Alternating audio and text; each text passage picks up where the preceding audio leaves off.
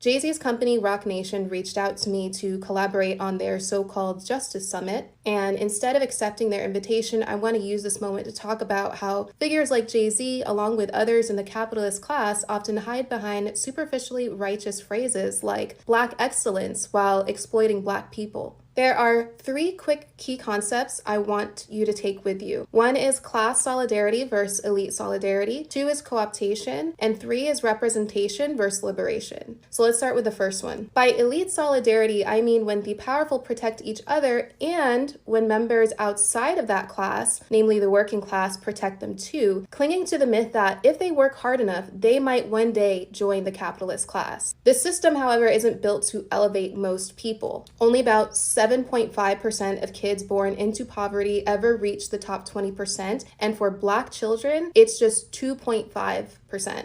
Capitalism necessitates a working class to exploit, and it keeps people loyal with the illusion of upward mobility. Next is co-optation. What we're seeing through this Justice Summit is co-optation in real time. The absorption of radical language by someone whose wealth depends on maintaining inequality. Co-optation is dangerous because it can confuse people about who's actually fighting for liberation. It should anger us when people like JayZ co-opt the Black radical tradition while profiting from the very systems that tradition seeks to dismantle. Whenever a billionaire tries to do something like this, we should reject it and publicly name it for what it is: hollow PR. And finally, there's representation versus liberation. I'm sure you've heard Black faces in high places isn't the same as achieving structural justice. Representation without any sort of material change is a trap to keep us complacent. If JayZ actually stood for justice, he probably wouldn't have announced a debt-free scholarship program, with many students later reporting being in tens and thousands of dollars in debt, what many have referred to as a real-life Scott's Tots situation. He probably wouldn't have partnered with the NFL, while many viewed Kaepernick as being blackballed for protesting against police violence, then dismissively said, "I think we've